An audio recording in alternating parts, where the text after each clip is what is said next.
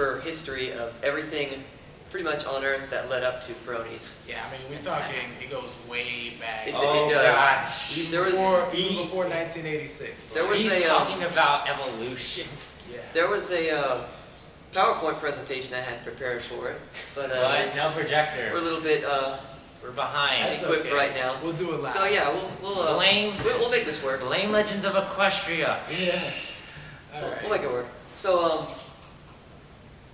yeah, the way most brony panels, you know, bronyism especially is a fandom that really is very, very self-referential, I guess you could say. We like to talk about ourselves and where we came from because of how interesting, how unique we are. We have big egos. We oftentimes the very short history of bronies, you know, which started around 2 years ago. Oftentimes they'll like to talk about the longer history of My Little Pony that goes back to 1984 or 1982. 1982, when the first My Little Pony animated series debuted. Oh no, that was on the television. toys. These were the toys in '82. I think it was '86 when the animated movie came out. All right. That was 84 Oh, there you go. for the first movie in the 80s. I get never. Just got it. Yeah, get up here. All right, so moving on. Where do we go next? So, you know, why did it start as My Little Pony? Why was that a popular toy franchise? Well, it's because humans have a special relationship with the horse. The horse is a very special animal that's had very close ties with our species for the past 6,000 years. Or was it 4,000? Yeah, around 4,000 or 5,000 years, I'd say. They've definitely helped our species out a lot. We owe a lot to them. The horses, the earliest ancestor of the horse, the earliest direct ancestor that is traced back to Eohippus, the dawn horse, as it's called. It lived 44 million years ago during the Eocene epoch. They were small, around the size of a golden retriever. They didn't have hooves yet. They had four fingers that they ran around on. And over time, the other digits evolved. As they evolved and specialized more for running, it became advantageous. The other digits began to kind of shrink away and just left the middle one in place, which grew into their single hoof. The horses, the equids, which includes the donkeys, zebras. Giraffe. No, giraffes are two hooves. Giraffes? I mean cloven hoof. Cloven are called perissodactyl, while the cloven hoofed animals are called artiodactyls. So, this animal was going along and over time evolved, specialized for running, and grew larger and larger, and grew a very efficient digestive system. You know, how can an animal that eats nothing but grass, not a very high energy food, run so fast? They just have remarkably efficient digestive systems.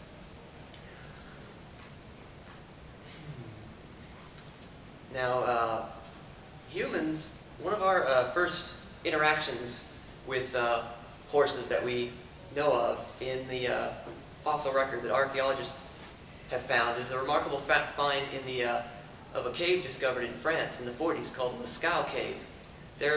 I wish I could show you the pictures, but there were these beautiful, beautiful, elaborate cave art paintings on the wall of these beautifully depicted wild horses from the Neolithic period that lived in southern France at the time.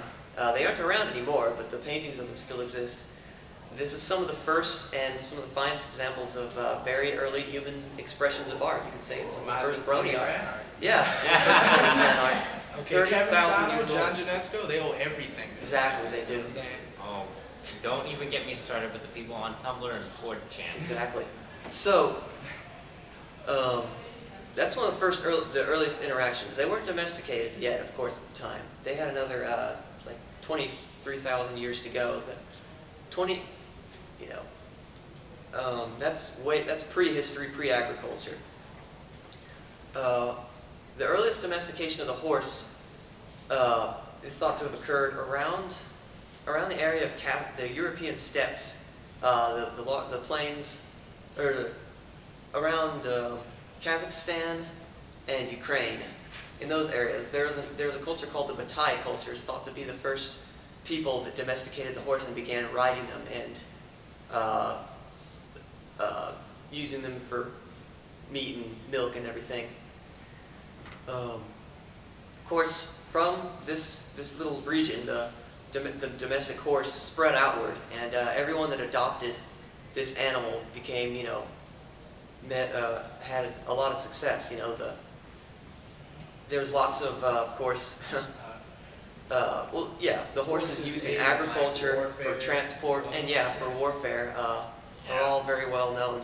There's a huge advantage to a soldier on horseback to a foot soldier. The Mongol hordes, of course, one successful campaign. Everyone knows about the Battle of Hastings in 1066 was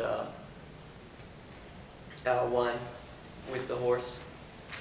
So I could give a very, very long lecture about history of humans and horses, which I don't necessarily want to bore you guys with. This is a Brony panel after all, not a college lecture or anything. Not a college lecture. And So, if it was, why aren't these people paying money for it? exactly. So But they did pay to get in, so I guess that's tuition. Yeah. yeah. All right. Yeah. So yeah, I'll bet you guys didn't think you'd learn this much. Yeah, But, yeah. This anyway. what he just said made y'all 20% smarter. Exactly. So yeah, the horse. So the history is pretty long. But why was this My Little Pony? Everyone knows that bronies are an unusual fandom because it's men following something that is supposed to be for girls. Why is a toy horse? Why was it invented or created for girls? Why is My Little Pony a girl thing? It's a product of the 20th century. It's the association of girls and women being interested in horses. That came from the 20th century because of changing social attitudes, about women and equestrianism. Mainly it's just been men riding horses, and they had made innovations to the saddle, and stirrups were made in the 20th century that made it easier for women to ride on horseback. And once they began to adopt it and it became more socially accepted and normal for a woman to ride bow-legged on a horse instead of sitting off to the side, attitudes began to change, but women really found a special appeal with the horse. This large, graceful animal that they feel a special connection with. It just became kind of a popular female cultural thing for them, kind of like dolphins, unicorns, other what some biologists like to call the term, I forgot it, charismatic megafauna. Yeah, that's a word for large animals that people really like, like wolves, bears, lions. So what was Anything that term again? Amazes us. Charismatic megafauna. Wow. How many letters is that? It's 2 words. It's 2 words. Yeah. This Bonnie Zachary, I think, in my opinion, is a name that should be known as well as Lauren Faust in the Brony fandom. She created, she invented and wrote the patent for the first My Pretty Pony toy is what it was called at first. It was basically just a toy horse.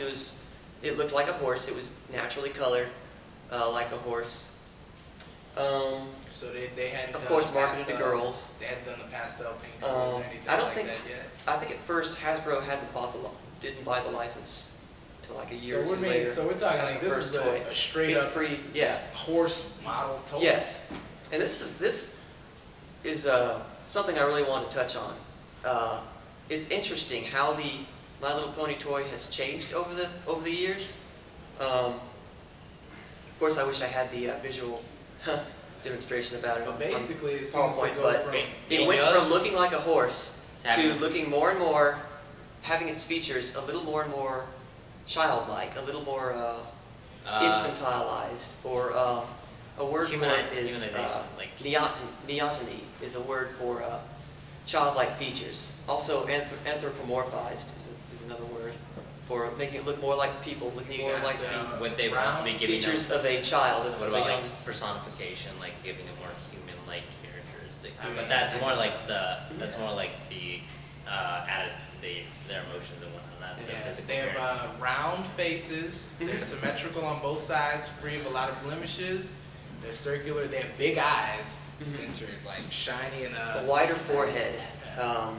These are all things that remind us of children. They are more appealing to us. They remind us of children, and they kind of create these nurturing, cute, So lovey-dovey feelings. That's the apparently- science of cuteness. There's a really neat Nova special it on took the that. companies a while to figure this out because all the toys back in the day, they weren't really cute much The at all. toy had to be developed, change over time, or evolve, as you could say. And what I found really interesting, when I first saw My Little Pony on TV, I'm always flipping through the channels, watching little cartoons here and there. Before I knew anything about bronies or heard of it, I just saw the newest My Little Pony cartoon around 2010, and I was like, oh wow, it looks different now, They don't even really resemble actual horses anymore. That's a the big first selling point. thought I had was they kind of look like Bratz dolls, or they kind of look Well, like... they didn't even look like real horses in G3 either, but we should not Not talk really. about that. Yeah, exactly.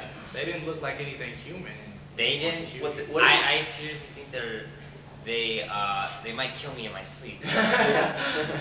Yeah, so they got it right this Yeah, time. they had to go through a few tries, a few different variations. But you're saying until that they got it right. there's a science to this, of getting it to the perfect amount of features It is, that are appealing and, to a wider amount of people. What I thought, and what I found interesting is that transition over time is similar to the transition of another toy, very famous in the 20th century. The teddy bear actually changed and evolved over time in a similar way. The first teddy bears, developed in 1901, looked rather bear-like. They had long noses. They had, rather kind of flat heads, kind of like a bear, But over time, teddy bears began to change to have wider foreheads, bigger eyes, kind of more centered in the head, and shorter noses, and kind of a more human-like profile. Now, what does that say about... That similar development is what you call convergent evolution. Yeah. It's when two different organisms, completely separate, unrelated organisms, begin to kind of change in a similar way. It gives them the same advantage. Now, what does that say about our wider culture where these things that used to be, realistic and fierce, suddenly everything that comes out these days is being, designed and cutened and to a formulaic degree to directly appeal to us. Like, they did these character designs on purpose, okay? It strikes something in the male mind, or any mind who watches it, that, hey, these are appealing to look at. I can stand to look at these for some odd reason, even though before they were misshapen blobs that I didn't really care. Now that they're designed just so to have that right amount of appeal, it's boom. It's some fireworks.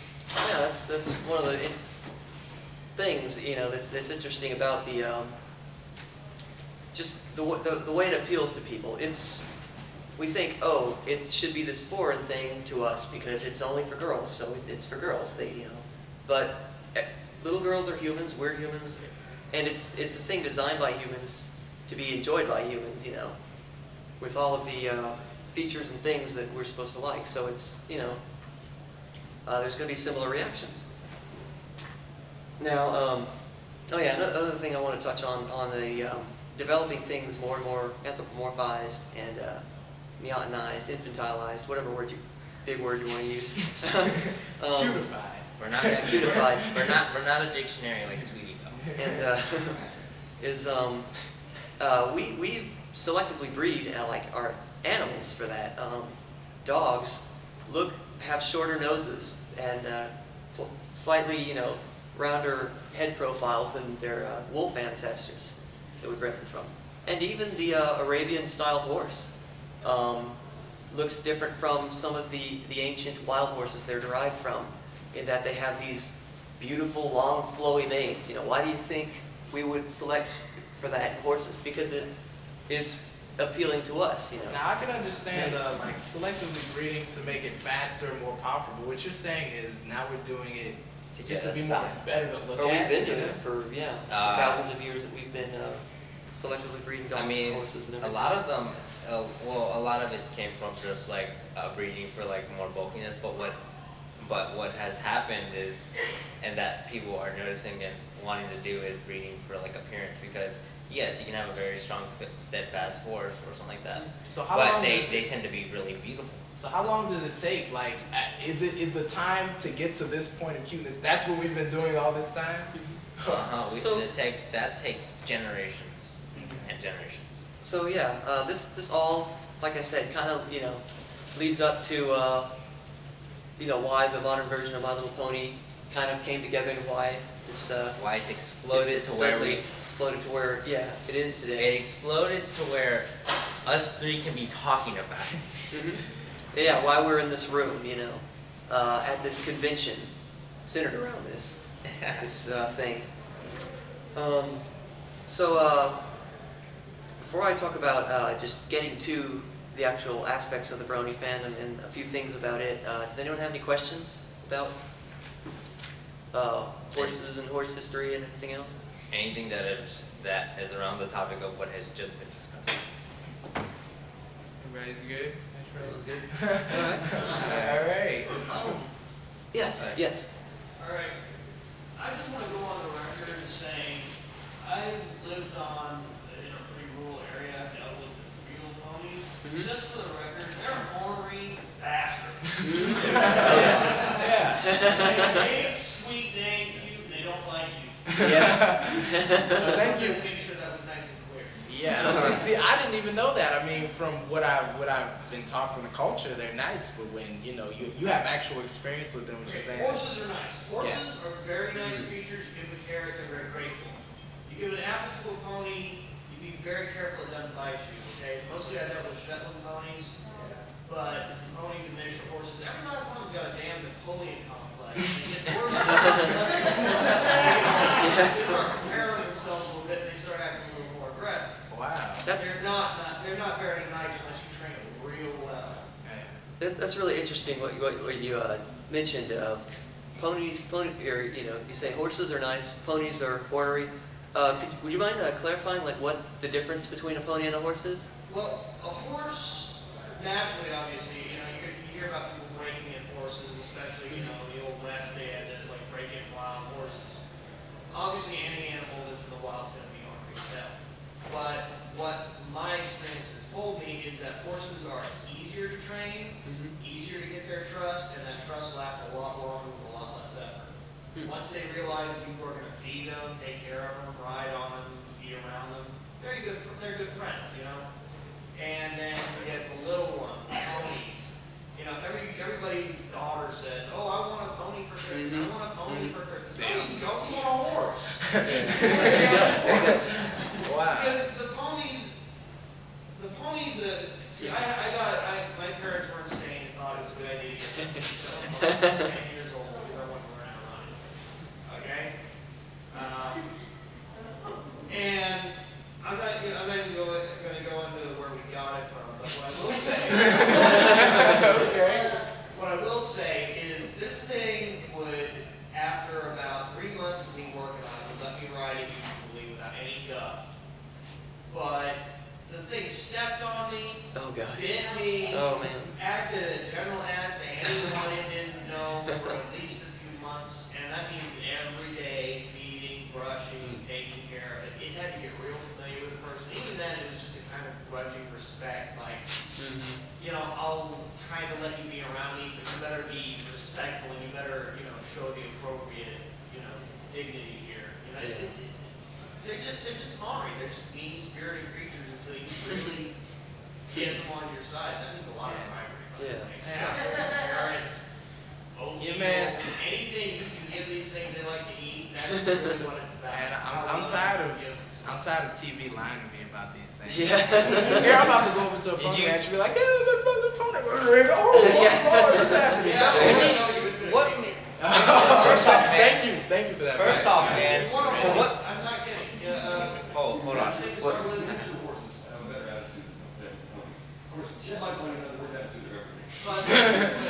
Making a joke. American Quarter Horse is much better on show. All right. Making a joke here, man. Whatever made you ever lead you to believe that anything that was said on TV was true? I just got suckered into I it. should slap you for ever thinking anything that's been said on TV. I'd is rather true. you slap me than the pony kick Okay. me, you know what I'm saying? Okay. One thing, oh yeah, another thing I wanted to, another section or whatever I wanted to go over was the origin of some of these mythical horses. You know, there's the horse, there's the pony. They call them the Earth ponies in My Little Pony to distinguish them from these other races in the show. Unicorns, Pegasi, that's the only ones they've covered so far in the show. And the winged. The previous generations have had flutter ponies and sea ponies and things. Who knows? Time will tell if they touch upon that with this generation. But there's some very interesting history to some of the mythical horses. I'll start with Pegasi. They're kind of the most ancient one. The ancient Greek Pegasus. Everyone, I think a lot of people have heard of, know about Pegasus. Popular culture, this show might cause people to think like Pegasus is just like means just like the creature. There's various, lots of Pegasi. It's just a species, but the original, Pegasus is a proper noun. It was one individual. Pegasus was a Greek god, who was a divine white-winged stallion, who was actually born when right after Perseus beheaded Medusa. He chopped off Medusa's head with the snake hair and everything, and I guess out of her neck hole just popped a winged horse. It's better than most fan fiction these days. Yeah. Oh. Try and write Don't. fan fiction like that. Whatever you do, don't reference creative this people. at the fanfic panel. They'll get ideas and they'll be plagiarizing. Yeah. So, Pegasus had a brother named Chrysaor. Chrysaor wasn't a winged horse, he was just a guy. So, that's Greek mythology for you, Lots of crazy stuff going on. Pegasus was associated with springs. It said wherever he stamped his hoof, natural springs would occur. He was, of course, ridden by Perseus when he battled the Chimera. I'm not sure about the movie version of Clash of the Titans where it shows him battling the Kraken. I'm not sure if that happens in the canon mythology, but he battles the Chimera, which is a lion with it's this crazy, thing. The Greeks were totally high. It was like a lion's body, a goat with a goat head, a snake tail, and some other heads I don't quite remember of other animals. A bunch of things. Everybody, let's welcome Tori to the panel. I'm sorry. I got put in charge of the first con panel, and I thought I'll just rush to it in a half hour, but we actually went to an hour. So very, very sorry. But cool. So where are we at? Mythological creatures. Yes, mythological horses. I was just telling them about the story of Pegasus and how he was born from popping out of Medusa's, Can I talk about where her the head plural? used to be. Can I talk about the plural? Pegasi? Absolutely. Okay, great. Because yes and no. See, there was a lot of argument for a while. Now, yes, Pegasi is canon as far as the show. So let's get that out of the way. They say Pegasus in the show. Pingy says Pegasus, but I just love telling people because it's actually kind of interesting. I actually had to do a lot of research, including talking to editors at Webster. But it is not Pegasi. It's not the plural form of Pegasus. Nor is it Pegasus. Nor is it Pegasoides or Pegasides. Some other ones that people were unsure about. They are all incorrect. You cannot make Pegasus plural because it's a proper noun. It I would be like making Oprah Winfrey plural. Yeah. Like, That's exactly Oprah's over there. Look at that. There you go. Look at those look Oprah. at those Oprah Winfrey. Everybody. You get an Oprah. You get an Oprah. Everybody gets an Oprah. Except you. You get a sandwich.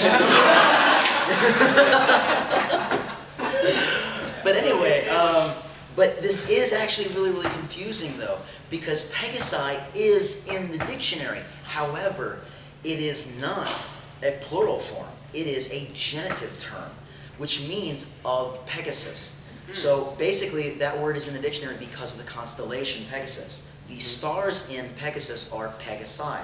They are parts of Pegasus. So they are Pegasi. It is not a... I'm glad you did this now. Yeah. It's very interesting. So how do we plural? Because actually, Pegasus, from what I was told from the guy at Webster's, it actually was added to the dictionary at one point. The definition was a fabulous winged horse. But for whatever reason, they decided to remove it. Either way, so technically, no, it is not considered a word. It is a proper noun. Now, you're going to go online, and you're going to see it there, and, you know, Pegasus, and you're going to see Pegasi right there. But again, that's the genitive term. It will say after a genitive. And it's difficult because I've gone on all of the online dictionaries, and they don't put no plural form. They just leave it blank. Like if you go look at goose and geese, it says plural form geese. But then if you look at words like Pegasus and other words that don't have a plural form, they don't mention that. So I think that's where a lot of confusion, because you can't prove it. It's like, well, Webster says it's Pegasi. No, it doesn't actually. They clearly left a space blank. They just didn't. They really. I told them like they need to kind of fix that. But okay. Actually, if you want a really great series, there's a series called Ask the Editor by Webster's on YouTube, and there's some stuff about where it's like. See me, like, I'm kind of at war with the English language because I hate a lot of the bullcrap rules, and a lot of them aren't even really rules. Like, I before E, except after E? That's weird. Except after C. No, that's weird. Yeah. Weird is I before E, and Yeah. there's no C. That's why I say I before E, except before E. C, that's weird. Or ending sentences in a preposition. I did a whole video on that, and Winston Churchill said this. Ending a sentence in a preposition, that is just the sort of nonsense up with which I will not put. Wait. Alright, that was nice. There are so many rules that like we're kind of sticklers about. But anyway, back to how to plural Pegasus. That deserves a panel all by itself. I'm sorry. But the thing is, here's the trick, is the whole Pegasus, the I thing, like octopi. Weird ones. But those are Latin language rules. And a long time ago, you know, some lexiconers, or people, whatever, with beards and they're on paintings in museums, they decided that everything should probably follow Latin language rules, and that's beautiful. Like in the case of octopus and octopi, yeah, it actually makes a lot of sense. It's very, very simple. So I understand them doing that. Yeah, like cactus However, and cacti. yeah, not everyone is in agreement because octopus is a Greek word. So why would you follow Latin rules? Why wouldn't you follow Greek rules? And well, vast amounts of evidence that people use that word, and we do. So it's in the dictionary now. It's a word. And yes, honestly, everybody go to Webster's and send them an email. Hey, make Pegasus a word, because I can give them the references. I can give them a million sci-fi books. I can give them a million D&D manuals, video games, where Pegasus is referred to as just a generic winged horse. It needs to be, yes, it needs to be a word. But right now, we are both all correct and all wrong at the same time. And I love stuff like that. I know. Okay. So, yeah, way to tell the Brony community that they're all wrong. Yes, you are all wrong, but you are all also okay. So, They're all fine. yeah. No, you can say whatever you want. If you, Unicorns. somebody said, We need to get to unicorns now. oh, unicorns. Yeah. Oh. All right. So. Funny fact. Alicorn is a good word. I know we'll there. get to that. Oh. Yeah. Yeah. Yeah. You're Let's just cover jumping, the, you're jumping two- ahead of the ball, man. Yeah. Sorry. Okay. Yeah. Two races, mythical horse covered in MLP are the Pegasus, Oh, dude. and the unicorns. I don't care, but just don't harp on me for what I said. All right. And the unicorns.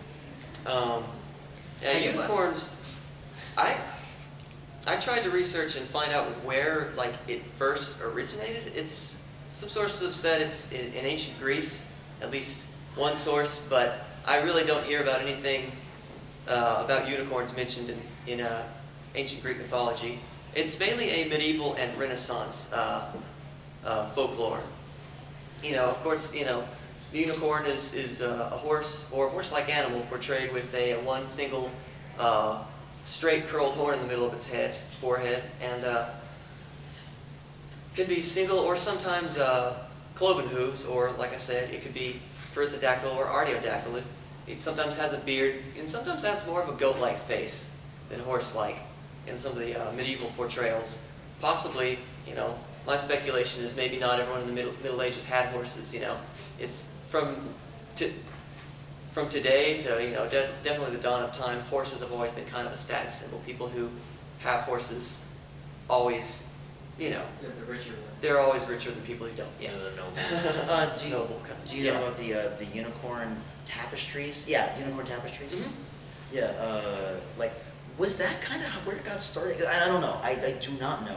I don't really know either. Back in the just Renaissance, there were ancient these- writings about it. There's, of course, medieval bestiaries, which were the closest thing they had to like an encyclopedia.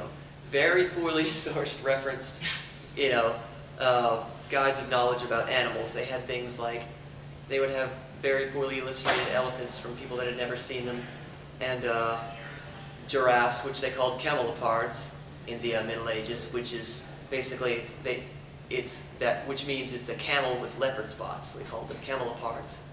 Wow. A friend of mine has a book this thick of like mythological creatures. He got it because he's trying to write a fan fiction and he wants some more stuff than just what the show's got. And it doesn't even have like a whole lot of pictures. Like it's like a dictionary. Some of them are illustrated, but most of them there's like you're reading this like what the Like they just slapped They stuff had together. the craziest strange creatures stuff. back then. Like they were like, okay, They let's must take have been two so completely fucked up. unrelated What I animals think- and mash them together and give them some kind of background. And I want to see them all in the next James Cameron Now, advertisement. some people think some people think ever wonder why, about how strange the unicorn's horn is? What does that resemble? It's not like a deer's, it's not like natural horns like that we see on most terrestrial mammals. It's not like a cow's horn or a rhinoceros. a deer antler or a rhinoceros horn. What does it most closely resemble? Can anyone? It's a seashell. I can't remember what it is. If it's a narwhal. There you go. Most closely resembles a narwhal horn. And what historians think is that there were narwhal tusks, probably brought to Central Europe, probably from fishermen or, northern Scandinavian Arctic seafarers, and they were brought back, and they didn't know where this came from. So they just, of course, as they naturally did in the Middle Ages, just kind of assumed something, came up with this, with something that they didn't really research very well, and that just became their knowledge of. There were a lot of BSers back then. Exactly. They didn't have very much peer review. Because there was nobody to tell them, oh Research back wait, then. we have this. No, Yeah. no, it was all unprecedented. Exactly. They were literally making it up as they went along. Theory.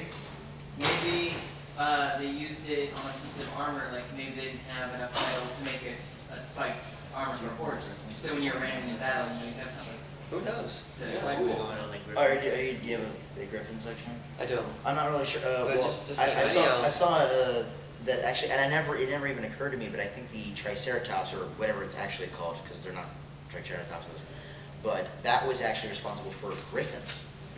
Now, if you look at the skull, it's it's like it looks like a lion, but it's got the beak of a bird. What are they gonna think? So they probably found like Triceratops bone. I don't know if that's a thing. I mean, I saw it in a display case at Lone Star College, but that's the most I'd ever seen it. Yeah, unicorns were said to be symbols of, were like symbolized, illustrated a lot, and used on family crests and seals as symbols of purity, chastity, virginity, and wilderness. There were said to be these wild, very wild creatures that were so pure that only a virgin could capture them, and Or approach them or something? or approach them. They were, just seen as like protectors of wildernesses and things like that. Let's see. Their horns were said to have healing powers. Let's see. Is anyone getting tempted to sing "I'm Alive"? So Singing I'm alive? It's the song from The Last Unicorn. I'm alive. I just recently watched it. How was it, man? It was all right. I've seen a movie since you were born. Jeffrey. Oh, dude, I Yeah. love that movie. I don't care. Yeah. Does anyone have any questions about King is in the unicorns Gummy or Ghost. Pegasuses? Alright. Uh-huh. I don't know if you're gonna get to it already, but what's the difference between alicorn and unicorn? Oh, Besides the wings and the horns. Okay. Yeah, now that we've gone over those two races, yeah, the alicorn is interesting.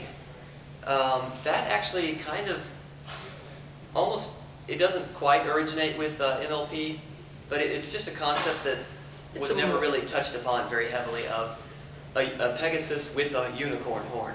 It's basically it a was more portrayed in art modern sometime. thing. It I mean, was a more modern not thing. modern as in like the last Yeah. 20 years or even 100 years, but we're talking like Mhm. after the Renaissance. Yeah. Who knows when, but basically sort of our modern era. It's kind of a modern product if we just kind of mashed it It's hard to together. say modern era because we have been evolving so quickly lately. Now- But when I say modern, I mean like not the Renaissance. Now But the basically- word alicorn Yeah. is actually is almost I won't say it wasn't invented by Bronies, but its usage and its application to that concept, to that creature, Not exactly. originates with Bronies, and A unicorn's horn was made from the mystical Yes. material of alicorn. alicorn was So that's Said kind to of be where that original. name came from. I remember The the material, horn. the Yeah. material of the horn was supposed to be made of alicorn, and that's kind of where the name sort of. I mean, yeah, people have called them unicyses and all sorts I of believe things. Piers Anthony may have used the term Yeah, there are other different in terms, his but site. I know, sci-fi especially novels. with Bronies, the alicorn one. That's what they said in the show. Is really like taken hold. So I think like alicorn has sort of become that name. And yes, like Bronies did kind of do that, but since they were never really a specific thing in history, they didn't really have a specific name. People did have different names for them. Unisys. The makers of the show creator staff called them pegacorns. Pegasacorn. Before the Bronies' usage of alicorn kind of took over, and then they made alicorn canon. In the Really? show. Oh, so Yeah. they didn't even plan on calling them alicorns. No, No. they originally called them just a winged unicorn. I'm gonna mention one more mythical horse, just because I like talking about horses and everything, and this isn't in MLP or anything, but it's a mythical horse from Norse mythology called actually I forgot his name. Oh, Sleipnir. Yeah. Sleipnir. I'm not quite sure about the pronunciations. It's Sleipnir. Sleipnir. Okay. Is he in the Skyrim downloadable content? I have no idea. I don't play Skyrim. But yeah, Sleipnir. I'm just Norse mythology is just as crazy as Greek mythology. Sleipnir is an 8-legged horse. Who was Odin's steed. Odin rode him into battle, and Sleipnir was actually birthed or foaled by Loki. That's gonna be a the Thor the too. guy.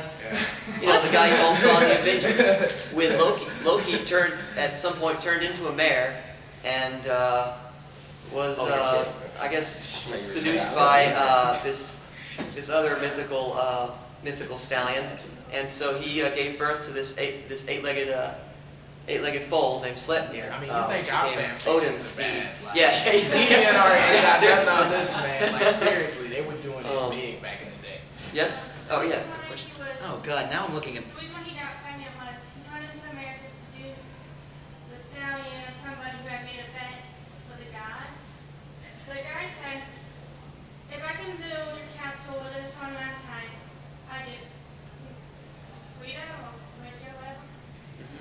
And Those words are hard to memorize. and he asked, "What do you use this horse?" And Loki said, "Might as well. It's only a horse."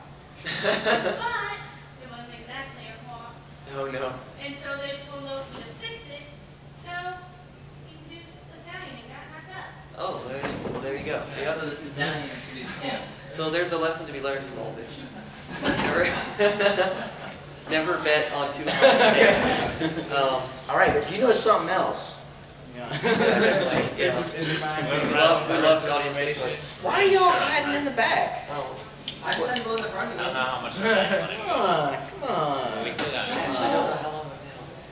It's an hour. No, you have an hour. You have an hour. But here's the thing. You also have an hour after that. Oh, So. What? Okay. What happened? Wait, what? Anyway, we have, well, Okay. I mean, you want to wrap up before the panel ends, but again, there's nothing after this block. There Oh, is- okay. But don't worry technically, about it. I'm not gonna. there's technically 15 minutes in this. Yeah, what, how is there no panel after, at 3:30 or so? There's, as far as I saw, there was a bit of a block before something else that was going to happen. Good news, everyone. This is a 2-hour panel. No. Alright, that's right, so sit back down. I see you But it back. would be, it would be, it No, would I'm be just good to joking. summarize that way in case anybody wants to leave, you know, kind of sum it up and, Absolutely. and hit anything that you haven't hit yet, because I don't know what you're all going to go over. But then after that, when you hear me rant, I didn't get my own panel, so. That's all you're doing. You That's did. all. You submitted one? Huh? Did you submit Yes. one? Does anyone have any more I questions? did. I Yes. submitted like You- 10 panels. Japanese culture, they say seahorses are like baby dragons, and then Uh-huh. like in the earlier version of My Little Pony, they have them as literally seahorses. Mm-hmm. Wow. There's a, Why do they not have them in Friendship is Magic? yeah. Don't- Well, there's a children's book out right now. Oh, yeah. In the Friendship is Magic universe with the sea ponies. There's been a mixed reaction from bronies, to say the least, for it, but I looked through it at Barnes & Noble, and I actually really like the artwork in it. I You just know, if want you my keep an shoe. open mind and don't just expect everything to look exactly like the cartoon. I just want my it's shoes. really good artwork. Can I get It that? actually reminds me more of like. Oh man, y'all want a weird story? You should know the legend of Susanoo. Oh, that's strange. So, to wrap this up, these different mythical horses that, you know, throughout history that, you know, of course found their place into My Little Pony from, they were in Generation 1, the Pegasi and Unicorns. They took them out of the next 2 generations. They were just Earth ponies in Generation 2 and in Generation 3, right? They were No, just Earth Generation ponies? 3 they had, didn't they not But- have a Pegasus? Yeah, like the new Rainbow Dash. But yeah, right? they... I don't. No, wait, But wait, anyway. no. It was season 1 had a lot of fantasy elements. Mhm. Season Two 2, was the they goat. dropped it all, and they were just ordinary ponies. And there was more city life. And then 3, they kept the whole city life thing, but they started bringing the mythological creatures back. This is serious So, stuff. yeah. And 3.5 we just don't Dude, mention. ponies are serious business, man. They are. I didn't even know there was all these different distinctions. We don't- between the series and- Actually, I surprised Saber Spark last night. Like his documentary just came out, Wait, and I the was. same one or another one? Well, yeah. Well, he remade it. Like it's Oh, it's a okay. lot better. It's got cooler effects. Remastered? Yes. Oh, okay. What'd you do? But I was actually surprised. Like I told him, I was surprised he didn't talk about the laws that govern cartoons at the time. He's like, he didn't even know. Like, there were a lot of laws that were basically on, you know, in the government that you could not make a television program. Because again, TV was new. It was like video games are now. Like they thought it was rotting people's brains. So, how's But- this, let's see. There are laws about... Yeah, you could not make a child's cartoon that was a direct advertisement.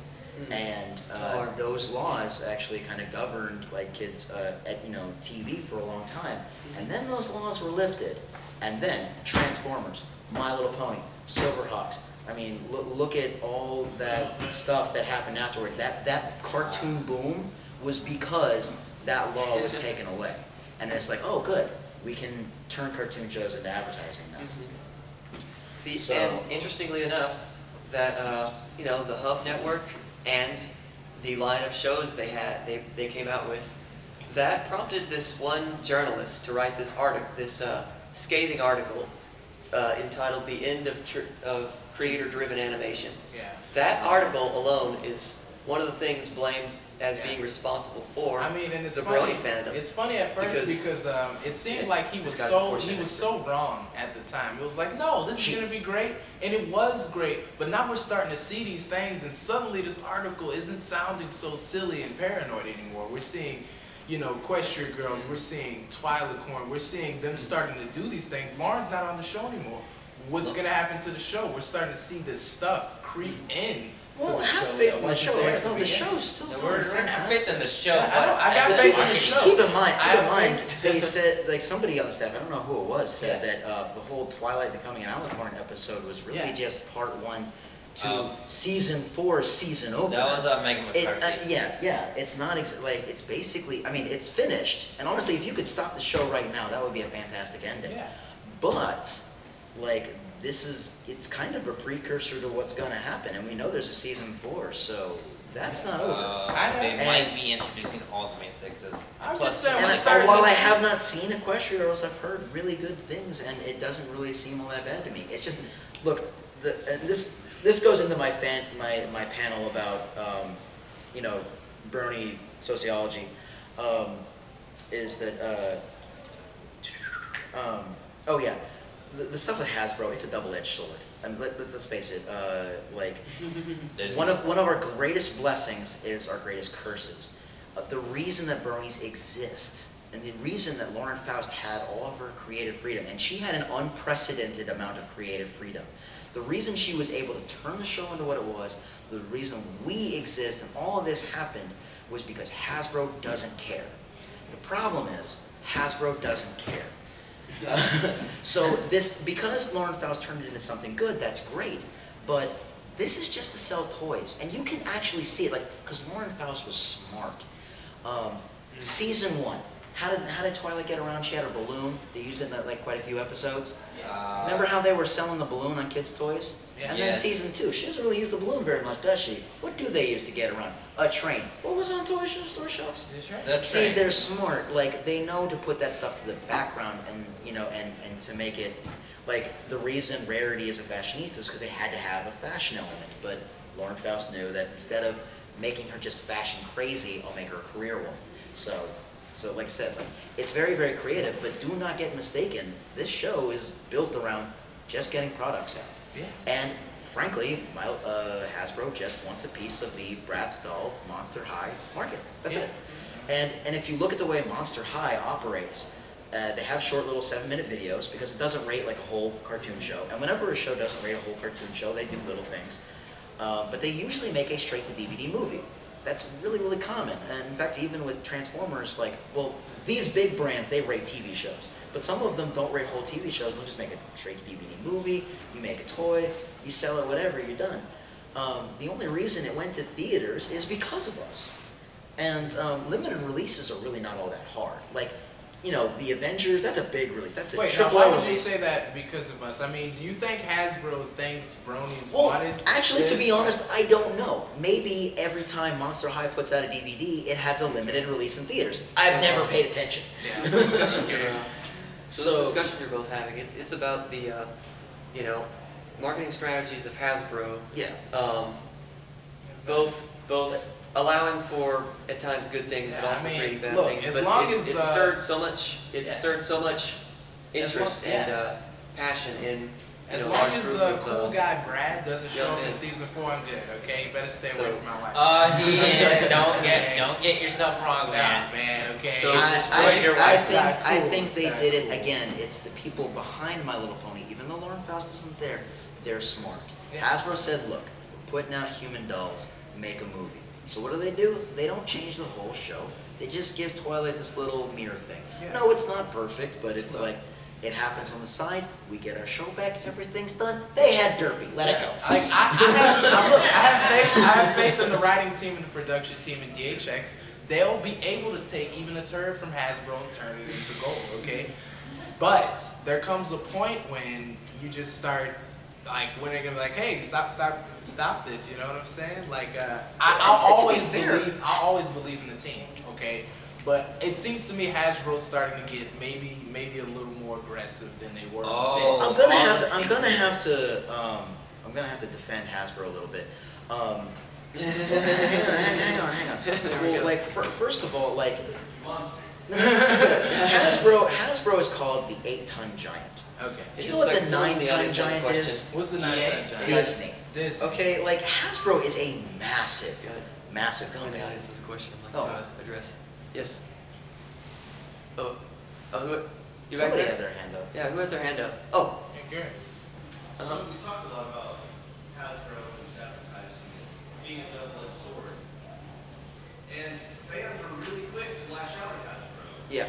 And we talked about it as if Hasbro is detrimental to our fandom that we've created.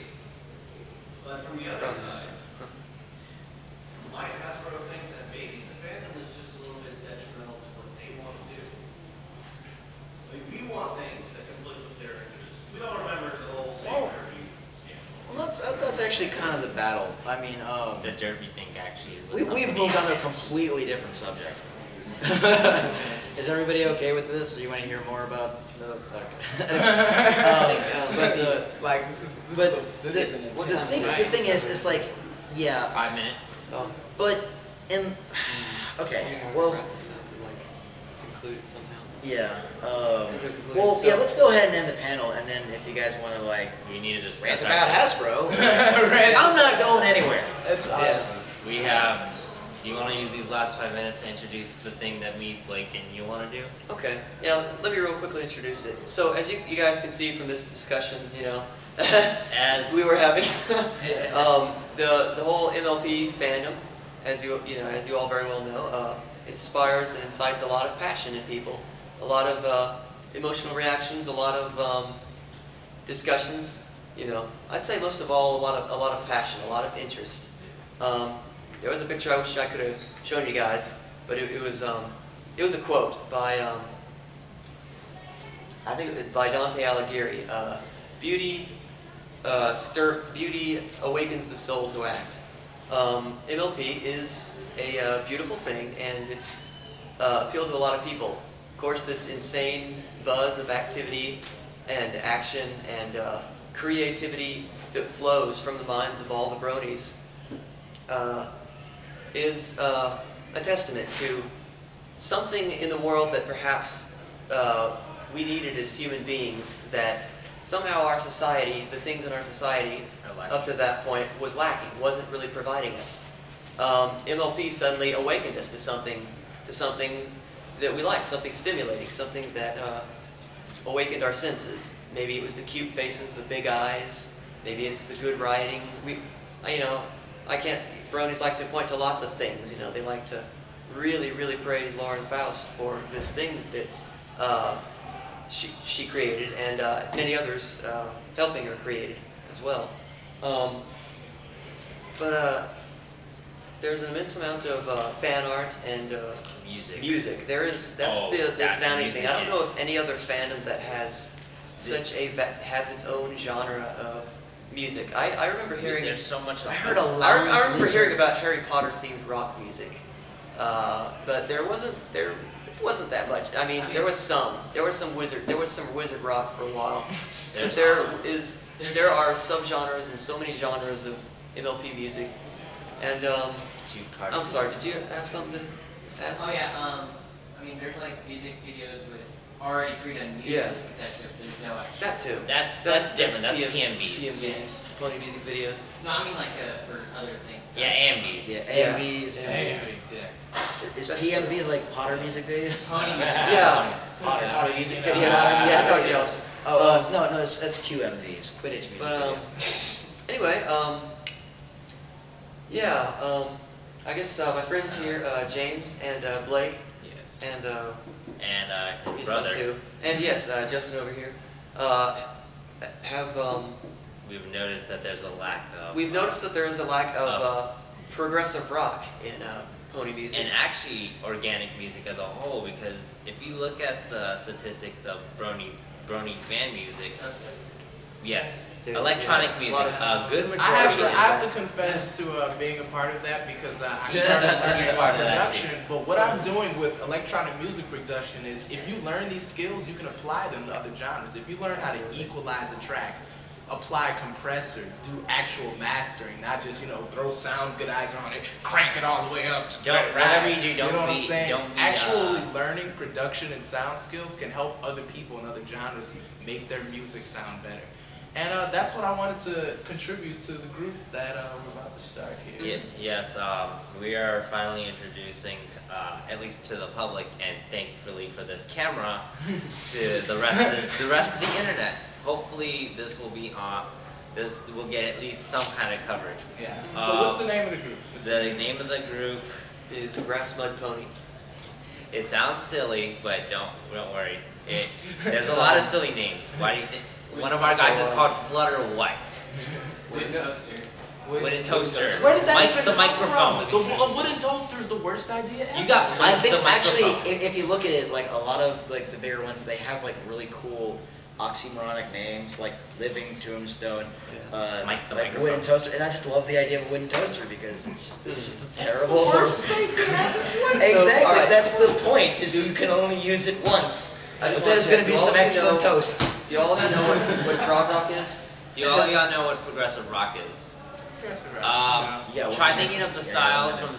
From All right, the styles of Rush, yes.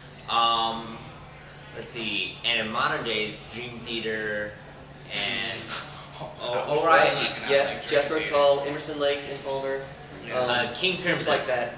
Prog rock is known for. It was developed kind of to just try and move beyond the 3-minute pop song, and try and Add a story to it. and For some add something song. very, very rich and very, very diverse, and music that went everywhere and utilized every form of something people could try and do in music. There was a lot of experimentalism in it. It used all sorts of different time signatures. It was very sophisticated, you could say. Prog And rock. a lot of prog rock musicians were raised, with classic, in classical Okay, music and all right. like that. It is 3:30. I'm officially declaring this panel closed. However, we're going to stay here. We're going to talk about pony, grass, Grass Mud Pony. grass mud If pony. you wanna Yeah, still thank keep you listening, all. I would. Thank you very I would much. Thank y'all. Yeah, thank you all for coming to the panel, listening to Yeah. And us. email Webster's and tell them to make Pegasus a word. Bronies can do it. Y'all guys Do it. have fun at the rest of the And we just got to send